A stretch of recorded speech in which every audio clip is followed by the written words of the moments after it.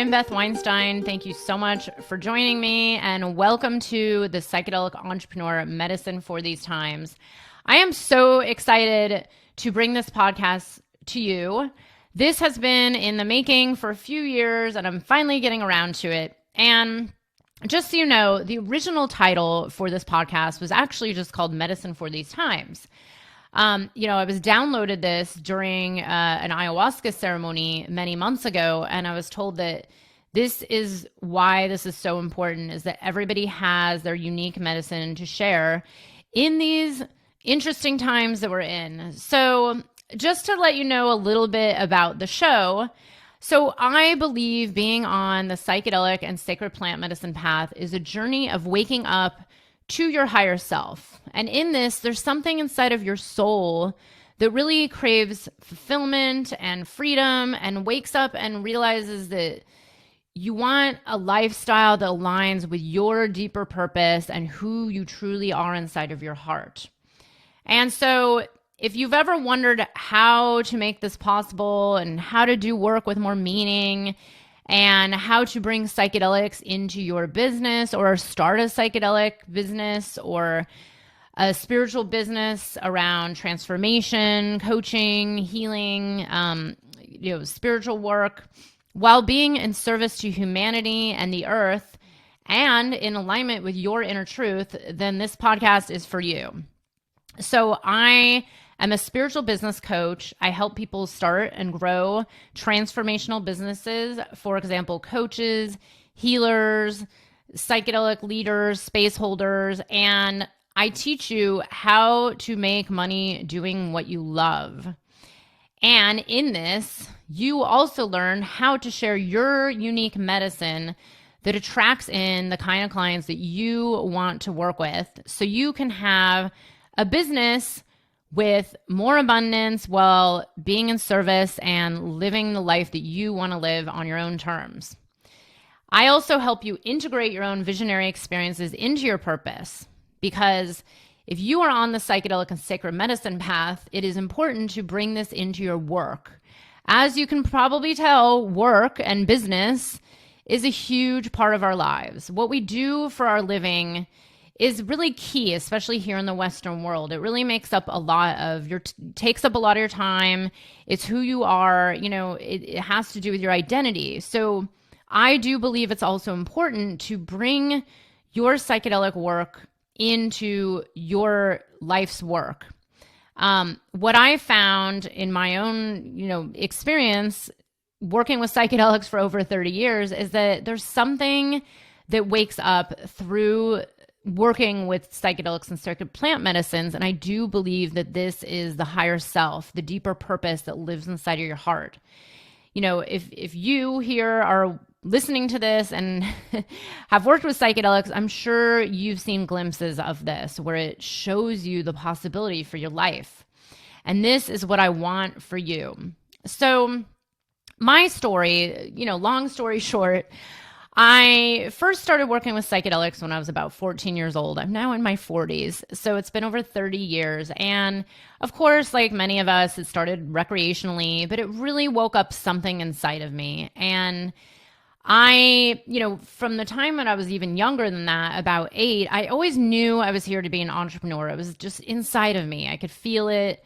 It was just who I was. But of course, I took the safe path. I didn't always believe that you could have money and fulfillment and freedom by just doing work that is in your heart, by doing what you love. I really didn't think that was possible for me, even though I saw others doing it. I took the safe path. So, I was raised in the kind of family that taught me to go to college and get a job and just stay there until you die. So I kind of did that out of number one, out of fear. And number two, I really didn't know any better. Although I knew, all throughout that time that I was here to be an entrepreneur. Of course, during all this, when I was in college, I was going to a lot of raves. I was a 90s rave kid, doing all the drugs and having a good time. And in my 20s, it kind of continued on. I would dance. I mean, I always loved dancing, and I loved the feeling that I would get when I was working with these I hate to even call them drugs because I don't say that anymore, but medicines. But I also knew that it wasn't really, it was kind of more on the path of downward destruction. So I was working a corporate job in New York City, and I was really unhappy and unsatisfied with my work. So the drugs and alcohol became more of a numbing agent, and they kind of took me in a downward spiral. Thankfully, I was always very athletic and, grew up playing sports. So I somehow accidentally I got into running. Thankfully, I was into running because it was one of the healthiest things that I was doing for myself at the time. So yes, I was partying, but I was also running. And running essentially saved my life. And the one thing I started noticing, I started getting into long distance running, doing, half marathons, ultra marathons. And when I really started getting into running, I noticed that running reminded me a lot of dancing and being on ecstasy and having a great time with other people, even strangers. And I started to explore what this was all about. I was like, why is this feeling that I'm getting from running so similar to the feeling I got from dancing and taking ecstasy? So that kind of started this inquiry into how this all worked. Of course, I had already studied psychology in college. I was originally on a path to become a therapist. And, I was always really curious about the mind and its potential and what was inside of there. And, what could we do? What was possible? So in all this exploration, I was also, getting into running and working this crazy career. And through a series of what I call life initiations, things started changing very fast. So I had lost a job and then lost another job. And at one point, my father suddenly passed away, and it was all very quick and unexpected. And it really made me stop and take a good look at my life and question what life was all about and what working was all about. What was the point of, spending our whole life, either working for someone else or working for ourselves? If we didn't love what we were doing, what's the whole point, right? Because it takes up so much of our life. And so through a series of events after I had lost a job and really was questioning everything. So I took some time off and was traveling and had this epiphany in the back of a tuk-tuk in Mumbai, India on my birthday. And it was funny because it was right in late 2011 going into 2012. And there was all of a sudden just this shift in me that just said, no, I can't do this anymore. I need to figure out something that is more aligned with who I am, because it was eating away at my soul. So from there, I eventually, about 6-7 months later, went into early stage tech startups, which was definitely more aligned with me. I basically helped them grow and scale their business. And this is kind of what I did also in the corporate world as well. I used to run large teams and help the business grow. And essentially, throughout the time I was working in early stage startups, I kept thinking about this business that I wanted. And because I was really into running, this was already going on for many years, where I kept thinking about, why isn't there a better running apparel brand that's more sustainable, that's made for people like me who live in New York City, who care about our planet, and isn't just mass manufactured in some factory in Vietnam. And I started thinking about this running apparel line that I would have one day. And it just kept getting more and more real. These thoughts of, what I wanted to create, it got to a point where I was like, you know what, I need to do this because I can't stop thinking about it. And there's something that's eating away at my soul. I need to give this a try. So while I was still working for other people in tech startups, I started my running apparel brand. And, I kind of had no attachment to it. I just did it because I wanted to, and I didn't know what would happen. And of course, I hoped it would grow. But I approached it from a place of non-attachment and just did it because it was living inside of me. And lo and behold, all of a sudden it started to take off. And right when it started to take off and get some sales and get some press and, had a little cult following, all of a sudden the jobs I was working and the people I was consulting for in the tech startup world, they just disappeared. So the universe just put it right in front of me. I went with that business. I ran that business for a few years, and I accidentally fell into business coaching. So over the years, many people would ask me, how'd you start your business? Or can we pick your brain? And, because I helped early stage tech startups, they wanted to hear more about that. And, what should we do here? And so this went on for a few years, and I realized I was constantly giving people all this help for their business, but then I would sometimes see them a year or two later and nothing would change. They hadn't started their business, or nothing had grown, or sometimes they would even go out of business. And I was like, why am I giving people all this advice and then they're not getting anywhere? And that's when it really occurred to me that they needed to work with me longer than a quick phone call or a coffee date. And this is how I fell into business coaching. I got my first client because the next person who asked me for help or for a phone call, I said, look, you're not going to get any results unless you give this a go and I guide you through the process. And I asked for money and I said, work with me for a few months, and voila, that's how I got my first client. And next thing you know, my coaching business started taking off. It felt way more aligned with me than my running apparel business. And through all this, I was, over many years, I was already very deep on a spiritual path. It's always been a big part of my life. And about 9 years ago, I don't even remember, 10 years ago, I started working with psychedelics in a more intentional and ceremonial manner. So this was very different than many, many years ago of just doing recreational psychedelics, or even at Burning Man, where, of course, it was like somewhat intentional, but very recreational. And, I went to my first actual psilocybin ceremony. And I had also done a hike with psilocybin, and something had shifted where it didn't feel like a party or a festival. It felt like connection. It felt like something in me was waking up. I could see the interconnection between me and the earth and the trees. And so I started to really inquire, wow, this is incredible. This is a whole new level of working with psychedelics. And then, of course, one thing led to another, and I was introduced to ayahuasca. And I honestly thought I would do ayahuasca once in my life, and that was it.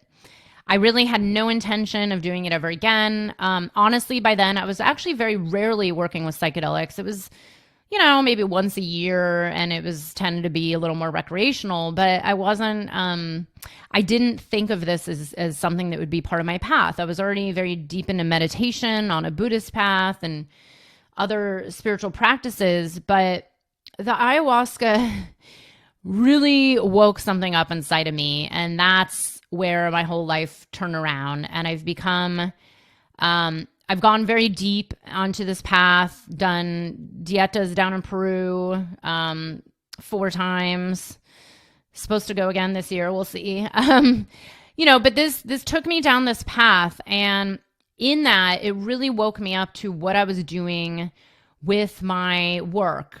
I was running 2 businesses at that point, and I had gone into some dark places of how do I do this, and how do I grow, and how do I make money?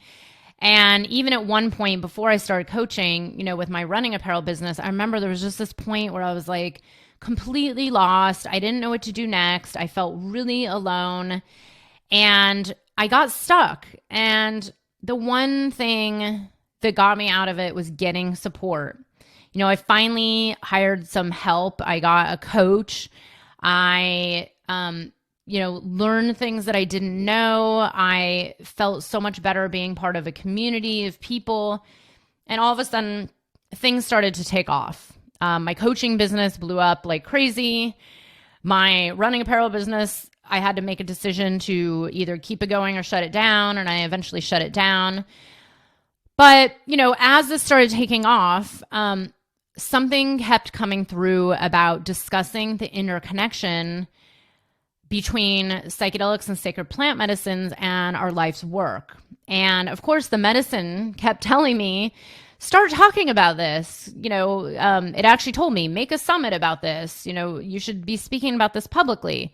I had already been working with some clients on the medicine path, and I really loved it because we were able to speak very openly about going into ceremony or setting intentions or bringing back what happened in ceremony and integrating it into their business. So I already love this, and I dreamed of working with just medicine people. I was actually shown a whole vision about this during a dieta in Peru many years ago, and it showed me speaking about psychedelics and creating this podcast and going very public with it. But this was years ago, and it was a little scary to do that years ago before it really hit the mainstream media.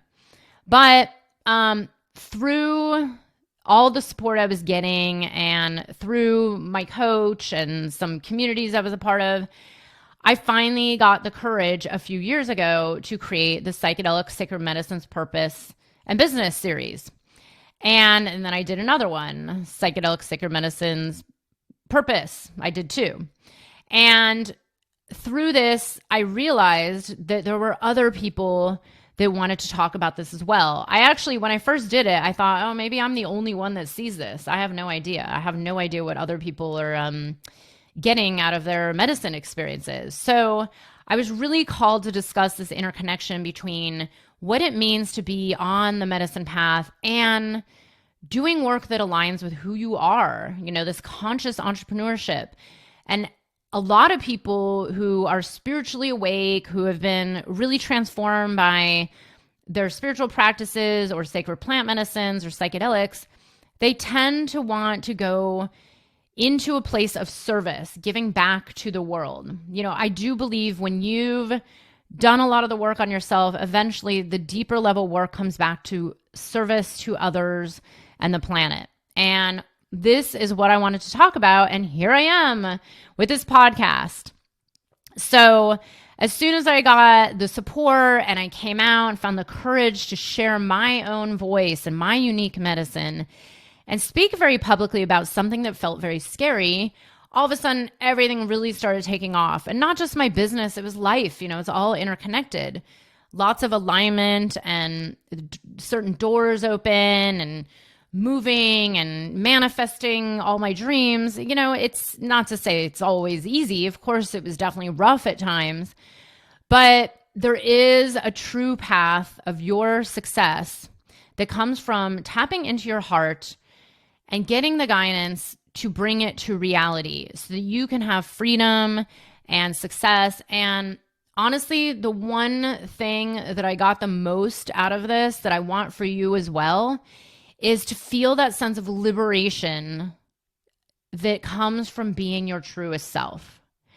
I felt like a weight lifted when I came out of the psychedelic closet. I felt like a weight lifted as soon as I got the courage to really speak about what was on my heart. And I didn't know if there'd be 10 people that like this or 10,000, but it didn't matter because it was living inside of me. And I do believe that there's something inside of all of us that wants to come out. And if it's not out, now is the time to bring it out. So look, I want this for you. If I can do it, you can too. If all my clients can do it, you can too. I believe that it's time to share your unique medicine. Why is this important right now? Well, look around us. If you haven't noticed, we're kind of in very interesting transitional times, and who knows what it's going to be like. I don't believe there will ever be a new normal again, or a normal, whatever that was. And there are people out there who are really going through it. These times of transition are not always going to be easy. They're going to be very challenging for many. And I do believe this is why more and more people are being called to do work that helps others, that really serves others. I do believe we cannot do this alone. We always need to have support. I always have support in my life, and I do not know how anybody's living through this time and this day and age without having support. But look, I know what you're probably thinking. So I tell you that you can have this too, that you can have a business that you love, that aligns with your soul, and make great money doing it. But I'm sure you're telling yourself that you don't know what to do first, or you feel stuck, you don't know what to do next, or what will people think, or this one I hear all the time. I feel like an imposter. Who am I to do this? I haven't had enough training. I don't know, like so-and-so is better. There's so many other coaches out there. There's so many other healers. How can I do it? But look, this is what I help you with, number one. And number two, there is a way past all your limiting beliefs and your self-doubts and your fears. When you connect to your deeper mission inside of your heart and you really quiet down and listen to what's pulling you, I really believe it's a pull. It's a pull from beyond that you can't even explain, that's pulling you towards something else, something new, something that feels exciting and inspirational. And look, if you just connect to your heart and really tune into this place inside of you that's pulling you, the doubts and those excuses and the imposter syndrome, they start to melt away. And another way it starts to melt away is by actually going and doing it. So embodying it, like putting it into practice. I know it's scary and I get it, but there is a way out, and I'll share with you my tips now. So in order to share your unique medicine, here are 3 simple tips to get you started. These are super simple. I teach this to all my clients. And of course, there's so much more to learn, but these are the easiest things you can start to do that will help shift your life and start to take you towards where it is you want to be going, or where you feel inside you is being pulled. So first of all, believe in yourself and believe that you do have your own unique medicine to share. Listen to what's inside of you. It is real. You can't ignore something that you've been thinking about for a few years or even months or however long it's been going on. So the first thing is just to own it. Like, own that you are here for this next level of whatever it is. You're here to be a healer. You're here to be a coach. You have something in you. You've already had your own deep journey with medicines and with life and with healing, whatever it was you were healing. And now you can bring that into service and give to others. So believe that you have something unique that no one else on this planet has. That's the first step, is just believe it. Believe that there's a reason why it's coming through you. Number 2, let go of all the attachment of what it's going to look like. So like I mentioned, the running apparel business I started, I did it while still working for others. So I always say, look, don't quit your job, but just start it.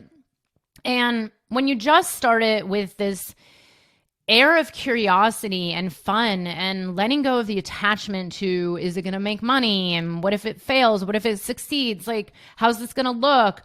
What am I going to do next year? What am I going to do if, drop all of that and come back into the present. I always say that running a business is a practice of presence. You have to be present in today, in this moment, in the now, constantly. So the more you can just let go of the future and the knowing and the having to, attach to something out here, and just come back to, okay, let me just make this a project. Let me just do this for fun. Let me get curious and see what happens. What would happen if I just started telling my 20 closest friends that I'm now offering healing sessions? Just put it out there and let go of having to know the future, because the reality is we never know what's going to happen or what the universe is going to deliver you. And that's one of the main causes of suffering as a human, is to be thinking about the future constantly. So bring yourself back to presence. If you have trouble with presence, I would highly recommend having a daily meditation practice. One of my favorite things, and I always recommend to everybody. The third step is just take baby steps to get it started and enjoy the journey. So one of the baby steps could be telling, all your friends about what you're now offering. That's a baby step. Baby steps would be going and looking out there and just to get a feel of who else is doing this. That's just a simple baby step. Baby step would be start practicing saying what you offer.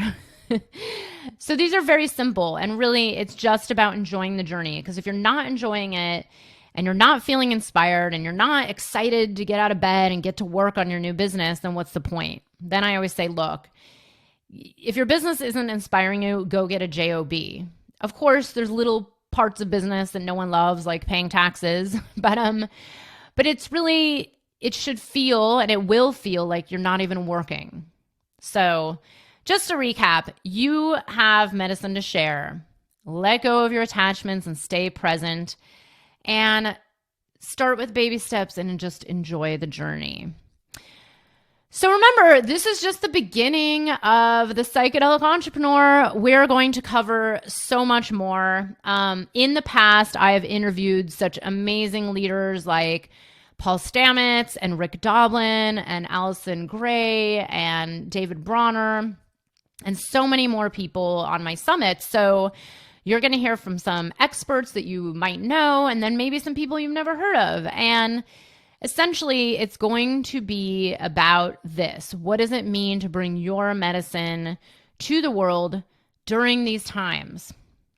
Look, I believe that you deserve freedom and abundance just like me and anyone else. You deserve to live your purpose and make money doing work that you love. And here's one of my favorite quotes that I say very often. I've been kind of living by this quote since 2010 or so. If you do not change direction, you will end up where you are headed, from Lao Tzu. So don't stay stuck. Know that you can change. Know that it is available to you. And I do believe that you have the medicine in you to share with others. So I'm Beth Weinstein, and this is the Psychedelic Entrepreneur, Medicine for These Times. Thank you so much for being with me. I really look forward to bringing you some amazing guests and some really interesting topics that we need for these times. You can catch our next episode. These will be weekly. I think my first guest, we're talking about what is psychedelic integration and what does it mean to be a psychedelic integration coach. So remember, your medicine is what we need for these times. Thank you for being part of this community, and have a beautiful day.